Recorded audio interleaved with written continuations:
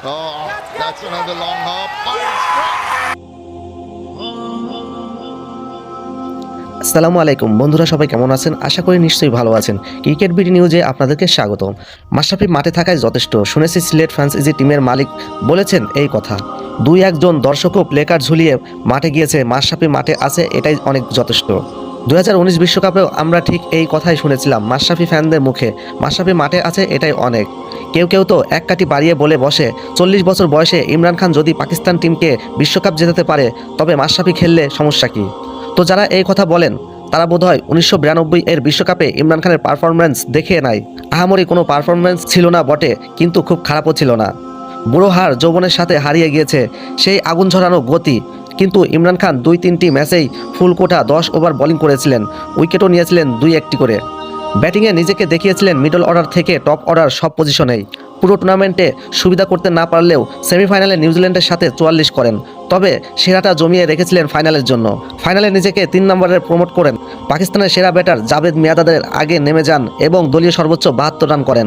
অথচ বৃষ্টির কল্যাণে ইংল্যান্ডের সাথে পয়েন্ট ভাগাভাগি না হলে এই রূপকথা আর লেখা হতো না। গ্রুপ পর্বে বাদ যেত পাকিস্তান। সেই ম্যাচের পরেই ড্রেসিং রুমে প্লেয়ারদের বলেন, তোমরা হচ্ছে কর্নাডো টাইগার।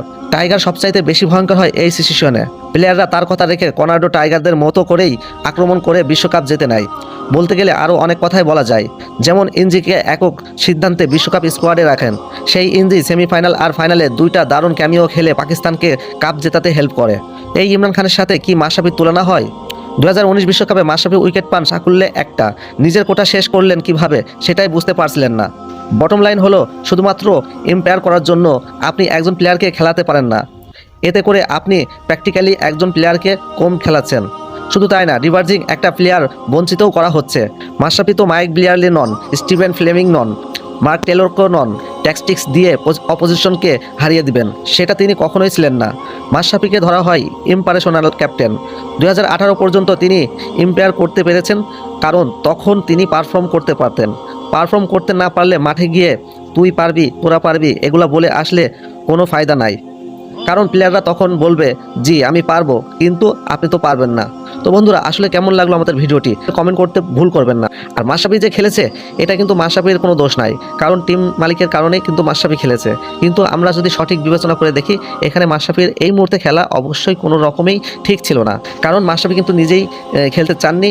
তিনি ইনজুরি, তিনি ABPL না খেলে তিনি চিকিৎসার জন্য বিদেশে যেতে চেয়েছিলেন, কিন্তু তিনি টিম মালিকের কারণে তিনি যাইতে পারেননি। তো আমরা আশা করছি মাশরাফি সুস্থভাবে সঠিকভাবে চিকিৎসা নিয়ে আবারও মাঠে ফিরবেন, সেই প্রত্যাশাই আমরা করছি। সকলে ভালো থাকবেন, সুস্থ থাকবেন। আবার নতুন কোন আপডেট নিউজ নিয়ে আপনাদের সামনে উপস্থিত হব। সুস্থ থাকবেন। ধন্যবাদ সবাইকে। আসসালামু আলাইকুম ওয়া রাহমাতুল্লাহ।